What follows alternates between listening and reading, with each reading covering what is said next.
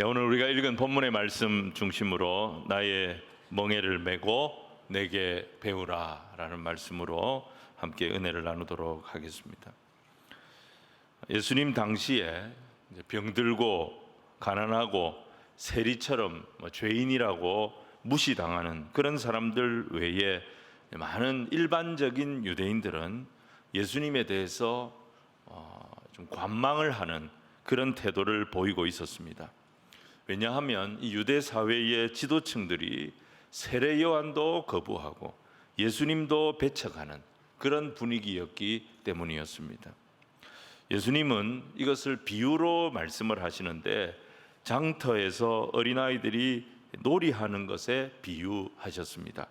우리가 11장 16절과 17절을 같이 한번 읽겠습니다. 시작. 이 세대를 무엇으로 비유할까? 비유하건대 아이들이 장터에 앉아 제 동물을 불러 이르되 우리가 너희를 향하여 피리를 불어도 너희가 춤추지 않고 우리가 슬피 울어도 너희가 가슴을 치지 아니하였다 함과 같도다. 이것은 당시 유대 사회의 영적인 분위기를 비유한 말씀이었습니다. 세례 요한은 자기가 먼저 광야로 들어갔습니다. 그는 청빈하게 살면서 세상의 불의를 지적하기 시작했습니다. 도끼가 이미 나무 뿌리에 놓인 것 같다. 너희들 회개해라. 그리고 회개에 합당한 세례를 받도록 해라. 그렇게 지적을 했습니다. 세례 요한은 먹지도 않고 마시지도 않았다 그랬습니다. 이 말은 사람들과 일체의 교제를 하지 않았다는 것입니다. 그는 유대 사회 전체를 하나의 거대한 부패 덩어리로 보았고 세상에 성공하고 세상에 돈을 버는 것을 인정해 주지 않았습니다. 사람들은 그의 말에 공감은 하지만 그를 시대에 맞지 않는 그런 미친 사람으로 보았습니다. 거기에 비해서 예수님은 어떠냐? 예수님은 금욕적이지 않았습니다. 근데 예수님은 자기들이 죄인 취급하는 사람들과 계속 어울리고 그 사람들과 먹고 마시며 교제하셨던 것입니다. 이게 유대 지도층들에게는 너무 불편했습니다. 세례 요한은 너무 무거운 게 문제였어요. 근데 예수님은 너무 가벼운 게 문제였던 것입니다. 예수님은 너무 세속적이었고 수준이 좀 떨어진다고 그들이 예수님을 배척했던 것입니다. 그래서 대부분의 일반 유대인들은 이런 지도자들의 주장을, 이 지도자들의 말을 따라가는 그런 분위기였던 것이죠. 자, 18절과 19절 말씀을 우리 같이 한번 읽겠습니다. 시작.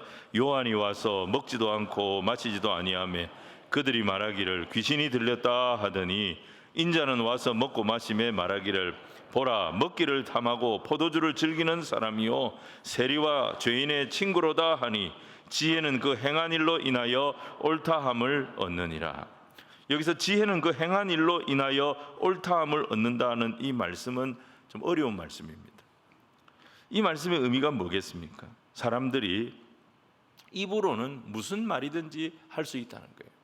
입으로는 그럴듯한 이론을 주장할 수도 있고 아주 멋진 그런 말을 할 수 있지만 중요한 것은 그 사람의 삶이고 중요한 것은 그 말의 결과라는 것입니다. 유대의 권력자들이 자기 마음대로 세례 요한을 판단했습니다. 자기들 마음대로 예수님을 평가했습니다. 그건 자유지만 그들이 한 말에 대해서 과연 책임을 질 수 있느냐? 책임질 수 있는 사람 아무도 없다는 뜻입니다. 그래서 사람은 항상 말을 볼 것이 아니라 그 사람의 삶을 봐야 되고 그 말의 결과를 지켜봐야 하는 것입니다. 아무리 청산유수같이 그럴듯한 말을 한다 할지라도 삶이 따라주지 않으면 그 말은 의미가 없는 것이고 아무리 좋은 말을 하는 것 같아도 그 결론이 그 말과 다르면 아무 의미가 없는 것입니다. 그래서 무턱대고 따라가다가는 같이 망할 수도 있다. 이것을 예수님께서 경고하신 것입니다. 여러분 결국 유대인들이 어떻게 됩니까? 이 지도자들을 따라갔던 유대인들은 자기 지도자들이 선동하는 말만 듣고 따라가다가 로마와 전쟁을 하게 됩니다. 결국 예루살렘에서만 100만 명이 넘는 유대인들이 죽었고 20만 명 이상이 포로로 끌려갔고 유대 나라는 완전히 망하게 되어졌던 것입니다. 자, 오늘 첫 번째로 우리가 생각할 것은 예수님이 하신 이 비유의 진정한 의미가 과연 무엇인가 하는 것입니다. 예수님께서 이 장터 비유를 하실 때 이건 단순히 유대 사회의 영적인 상태, 영적인 분위기만 지적하신 것이냐? 그렇지 않습니다. 이 비유가 중요한 것은 이 비유에는 천국 백성의 비밀이 담겨 있다는 것입니다. 우리가 오늘 그걸 볼 줄 알아야 합니다. 여러분, 여기에 장례식은 슬픔의 상징입니다. 세례 요한의 사역을 예수님께서 어디에 비유했냐면 바로 이 장례식에 비유를 한 것입니다. 그리고 결혼식은 정반대입니다. 기쁨을 상징합니다. 예수님은 결혼식으로 예수님 자신의 사역을 비유하셨던 것입니다. 이 두 예식은 완전히 상반된 개념처럼 보입니다. 하나는 슬픔을, 하나는 기쁨을 상징하는 전혀 다른 그런 개념처럼 보이지만 그렇지가 않습니다. 천국 복음 안에는 이 두 가지가 같이 들어있다는 것을 알아야 합니다. 하나님의 백성은 그 사람이 누구든지 신앙의 장례식과 신앙의 결혼식을 통과하게 되어 있습니다. 우리가 하나님의 말씀을 들을 때에 성령께서 우리의 마음에 감동을 주시면 하나님 아버지의 사랑이 어떤 사랑인지를 깨닫기 시작하게 됩니다. 그때 내 안에 제일 먼저 올라오는 감정이 애통함입니다. 그동안 내가 하나님의 말씀에 불순종했던 것, 내 마음대로 살면서 내 죄를 마음대로 지었던 것, 그것을 회개하는 회개가 나오기 시작합니다. 그리고 나의 교만, 나의 반항심, 이게 얼마나 하나님의 마음을 아프시게 했을까, 이것을 깨닫기 시작하며 울게 되는 것입니다. 이것이 바로 내 영혼의 장례식에 해당이 되는 것이죠. 근데 복음은 울고 슬퍼하는 것이 전부가 아닙니다. 애통하는 것이 모두가 아닙니다. 십자가의 보혈로 죄 용서함을 받고 하나님의 자녀로 다시 태어나는 기쁨 때문에 결혼식 신부처럼 활짝 웃게 되는 것입니다. 그래서 복음에는 이 두 가지 요소가 같이 있다는 것입니다. 근데 예수님 당시의 유대인들은 자신들이 죄인이라고 하는 인식이 없었습니다. 죄인은 저 세리나 창기들이 죄인이지 우리는 죄인과 상관이 없다. 우리는 택함 받은 의인이다. 이렇게 생각했기 때문에 슬퍼할 것도 없었고 기뻐할 것도 없었던 것입니다. 이런 사람들에게 말씀을 듣고 울면서 자기 죄를 회개하는 것은 미친 짓처럼 보였을 것입니다. 성령 받고 기뻐서 그 은혜에 감사하며 찬송하고 감격해하는 것은 술 취한 사람처럼 유치한 짓을 하는 것으로 보였을 것입니다. 오늘 두 번째는 예수님의 책망입니다. 예수님께서 다른 어떤 것보다도 애정을 가지고 정말 많은 병자들을 고치고 기적을 행하신 곳이 오늘 본문에 보면 세 군데가 나옵니다. 하나는 고라신이었는데 성경에 이 고라신이 어딘지 정확한 이 장소가 나오지 않습니다. 여기서 예수님께서 어떤 기적을 행하시고 어떤 병을 고치셨는지 전혀 기록이 나오지 않습니다. 그래서 어디에 있는 도시인지, 여기서 예수님이 뭐 하셨는지 우리가 알 수가 없습니다. 이걸 보면 예수님의 사역들 중에는 성경에 기록되지도 않은 사역들이 많이 있었다는 것을 우리가 알게 됩니다. 베세다는 어떤 곳이냐? 여러분, 유명한 오병이어의 기적을 예수님께서 이곳에서 행하셨습니다. 무려 5,000명이나 되는 사람들이 보리떡 5개, 물고기 2마리 가지고 배불리 먹고 12강주리가 남는, 그래서 예수님이 우리의 경제 문제, 우리의 먹는 문제를 완벽하게 해결해 주실 수 있는 분이라고 주목을 받았던 곳이 베세다였습니다. 또 예수님은 여기서 호수 위를 걸어서 제자들에게 오시는 기적을 보이기도 하셨습니다. 가버나움은 어떤 곳입니까?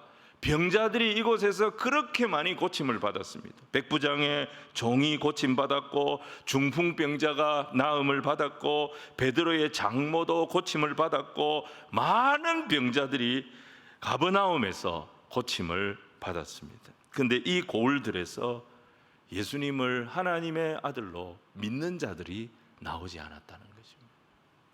그 이유가 뭐겠습니까? 많은 사람들이 기적을 보기 위해, 많은 사람들이 병 고침을 받기 위해 예수님 앞에 나왔지만 그들의 목적은 기적을 보는 것이고 병을 고치는 것이었기 때문이었습니다. 예수님이 이들에게 기적을 행하시고 병을 고쳐주신 것은 내게 이런 은혜와 능력을 주신 하나님이 어떤 분인지 더 깊이 알아가고 그 하나님께 관심을 갖게 되기를 원하셨기 때문입니다. 병 때문에 이들이 예수님 앞에 나왔습니다. 어려움이 생겼기 때문에 이들이 겸손 앞에 예수님 앞에 나왔습니다. 하지만 그들은 자신들의 목적이 달성되니까, 문제가 해결되니까 더 이상 하나님이 필요 없게 되어진 것입니다. 그리고 그 은혜를 다 잊어버리고 또 세상 속으로 자신들의 실력과 자신들의 노력의 모든 것이 달려있다고 생각하며 세상에 몰입되어지는 더 완고한 그런 인생을 살게 되었던 것이죠. 마지막 세 번째는 예수님의 기도와 초청을 보게 됩니다. 예수님께서 권능을 가장 많이 행하시고 애정을 쏟으신 그 도시들에서 반응을 보지 못하셨을 때 예수님은 이런 기도를 하시는 것을 보게 됩니다. 25절, 26절을 같이 읽겠습니다. 시작. 그때에 예수께서 대답하여 이르시되 천지의 주제이신 아버지여, 이것을 지혜롭고 슬기 있는 자들에게는 숨기시고 어린아이들에게는 나타내심을 감사하나이다. 옳소이다. 이렇게 된 것이 아버지의 뜻이니이다. 여러분, 여기서 지혜롭고 슬기 있는 자, 이것은 27절을 보시면 아들의 소원대로 계시를 받은 자, 두 개가 대조되는 사람이에요. 슬기롭고 지혜 있는 자와 계시를 받은 자는 대조가 되는 표현입니다. 지혜롭고 슬기 있는 자들은 학자들입니다. 교수들입니다. 박사들입니다. 세상 사람들은 이런 사람들을 존경하고 칭찬합니다. 이분들은 될 수 있는 대로 많은 책을 읽으려고 하고 또 그 내용들을 일일이 인용하고 다 정리해서 자기의 이론을 만드는 사람들입니다. 그래서 이들은 참고 문헌이 많을수록 각주가 많고 또 그런 논문을 쓰고 그런 책을 쓸 때에 자신의 가치를 더 인정받게 되어집니다. 근데 하나님의 계시는 그렇지가 않습니다. 하나님의 말씀은 말씀 그 자체가 진리이기 때문에 사람의 책에 나오는 이론들의 지지가 그렇게 중요한 것이 아닌 것입니다. 그것들은 다 어떻게 보면 2차 자료에 불과합니다. 하나님의 말씀이 가장 중요한 핵심입니다. 1차 자료이기 때문에 우리는 그 말씀을 믿고 받아들이면 우리의 심령에 천국이 임하게 되는 것입니다. 시편 12편 6절에 다윗은 이렇게 말했습니다. 여호와의 말씀은 순결함이여 흑도가니에 7번 단련한 은 같도다. 여러분, 사람의 지지가 필요한 것이 아니고 사람의 도움이 필요한 것이 아니에요. 하나님의 말씀은 말씀 그 자체가 완전한 진리입니다. 오늘 저와 여러분은 이것을 믿어야 할 줄로 믿습니다. 그런데 지혜롭고 슬기 있는 자들의 특징이 뭡니까? 자기 머리로 이해가 돼야 받아들이는 것입니다. 내 머리로 이해가 되지 않고 내 취향에 맞지 않는 것은 다 유치한 거예요. 그건 저열한 거예요. 저급한 것으로 판단합니다. 하지만 진리는 우리가 인정을 하느냐 인정을 하지 않느냐가 중요한 게 아닙니다. 진리인데 내가 인정하지 않으면 결국 내가 손해를 보게 되는 것입니다. 진리는 내 이해와 상관없이 내가 수용하고 받아들여야 되는 것입니다. 내가 인정하지 않아도 바다 건너에는 일본이 있습니다. 그 일본을 지나서 큰 바다를 지나고 나면 아메리카 대륙이 있습니다. 이건 진리입니다. 우리가 아무리 부인해도 내가 가보지 않았고 내가 만져보지 않았고 내 눈으로 확인하지 않았다, 나는 거기에 그런 나라가 있다는 것을 도저히 받아들일 수 없다, 자기만 손해인 거죠. 예수께서 선포하신 진리의 말씀을 어린아이처럼 받아들이고 겸손히 받아들이면 우리는 어떻게 되느냐? 그 진리 안에 거하는 생명의 백성이 되는 것입니다. 이것이 아버지의 뜻인 것입니다. 아버지가 우리를 부르시는 방법인 것입니다. 그러나 스스로 지혜롭고 슬기로운 인생들, 자처하는 자들은 이것을 받아들이지를 못합니다. 계속 진리를 배척하기만 하는 것입니다. 그래서 하나님은 우리에게 또 하나의 절호의 찬스를 주셨습니다. 그게 뭐냐? 하나님의 아들이 우리 인간의 몸을 입고 이 땅에 오셔서 우리를 찾아주신 것입니다. 그래서 우리가 이 아들을 만나서 그분의 생생한 증언을 듣게 되면 하나님을 인정하고 하나님을 알 수 있도록 해주신 것입니다. 자, 27절 말씀을 우리 같이 읽겠습니다. 시작. 내 아버지께서 모든 것을 내게 주셨으니 아버지 외에는 아들을 아는 자가 없고 아들과 또 아들의 소원대로 계시를 받은 자 외에는 아버지를 아는 자가 없느니라. 수많은 학자들이, 수많은 종교인들이 자신들의 이론을 가지고 자신들의 어떤 노력으로 하나님께 접근해 보려고 했지만 다 실패했습니다. 왜냐? 창조주이신 하나님을 피조물이 알 수가 없기 때문이었습니다. 그래서 하나님의 아들이 직접 오신 거예요. 하나님의 아들이 아버지로부터 모든 권한을 다 위임받으셨어요. 아들 하나님이 아버지 하나님의 전권 대사가 되어서 이 땅에 오신 것입니다. 아버지만이 아들을 완전히 이해하십니다. 그리고 그 아들만이 아버지를 완전히 이해합니다. 이 친밀함으로 아버지의 마음을 아들 하나님이 그대로 우리에게 전달해 주시는 것입니다. 이제 우리가 할 일은 뭐냐?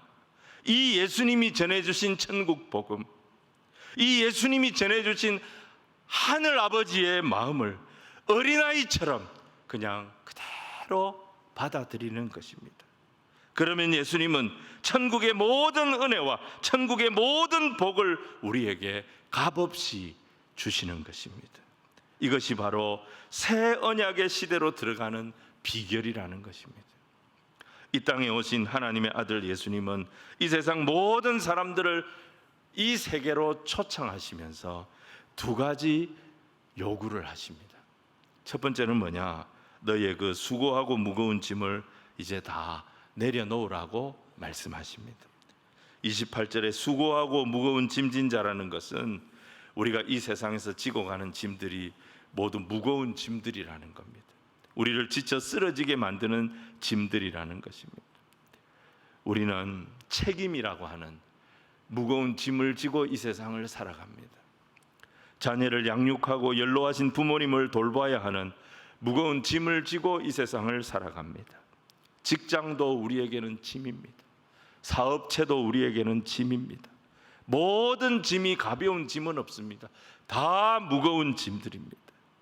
우리는 이 짐을 지고 더 잘해야 됩니다. 더 잘해야 인정을 받고 더 유능해야 살아남기 때문에 필사적으로 우리는 이 짐을 지고 가야 합니다. 이 짐은 아무도 벗겨줄 수가 없는 짐입니다. 내가 죽어야 이 짐을 벗을 수 있을 것입니다. 그 짐들 중에 가장 무거운 짐이 죄의 짐입니다. 우리의 눈에 보이지는 않지만 우리의 양심을 가장 무겁게 누르는 짐이 바로 이 죄의 짐입니다. 이 짐은 죄로 인한 하나님의 저주의 짐이기 때문에 우리가 죽어도 이걸 벗을 수가 없습니다. 죽어도 사라지지 않는 영원한 짐이 바로 이 죄의 짐입니다. 근데 우리가 예수를 믿고 세례를 받고 새 사람이 되면 우리가 한 게 아무것도 없는데, 우리가 애쓴 게 아무것도 없는데, 우리가 한 게 아무것도 없음에도 불구하고 이 죄의 짐을 예수님이 가져가시는 것입니다. 하나님의 저주받은 자에서 사랑받는 자녀로 우리의 신분이 바뀌게 되는 것입니다.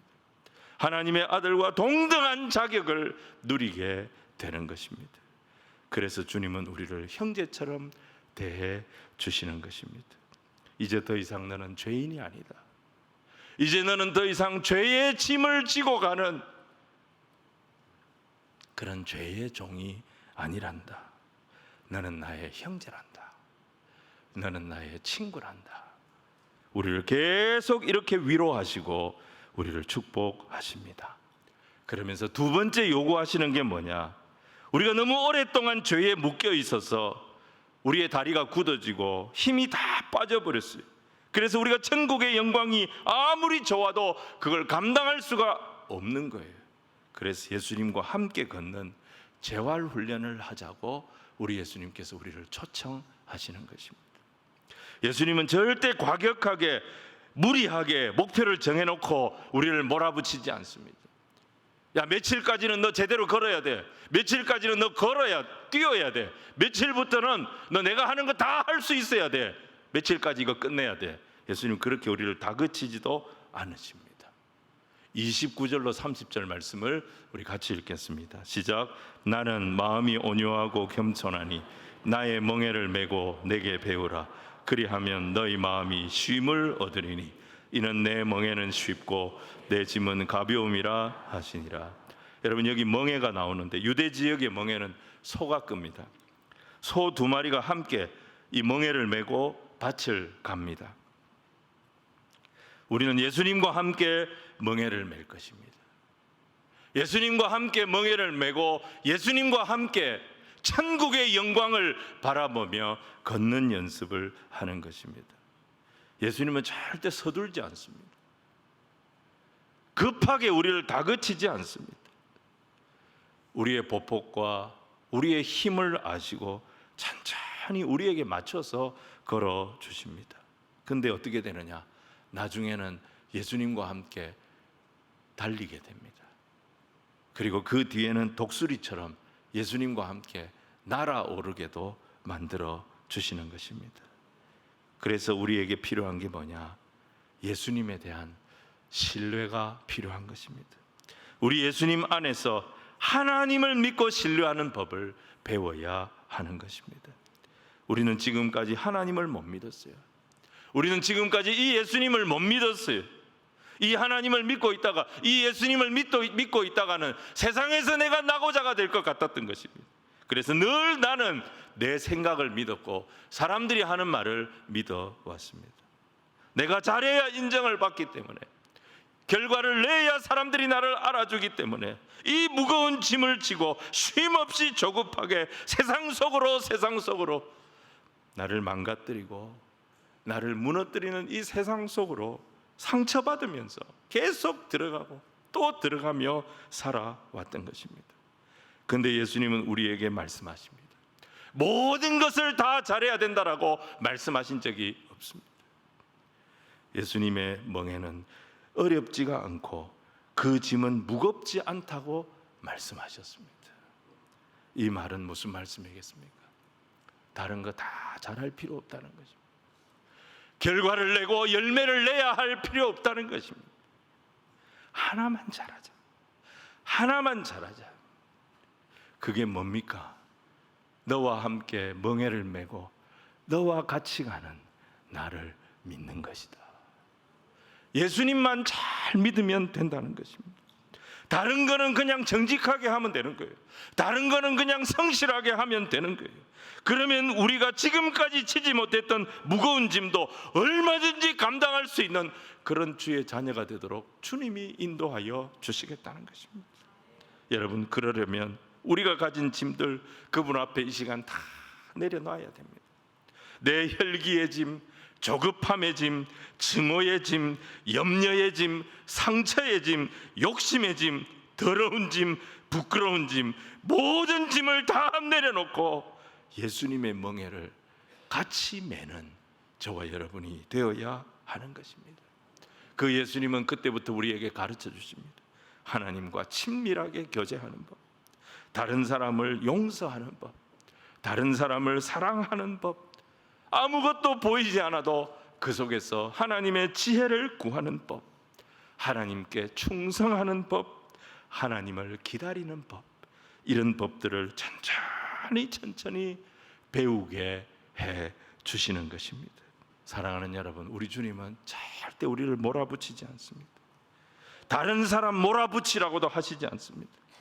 예수님과 함께 걸음마 시작하듯이 나하고 같이 한 걸음 한 걸음 천천히 배우면 된다라고 말씀하십니다. 우린 그러면 되는 거예요.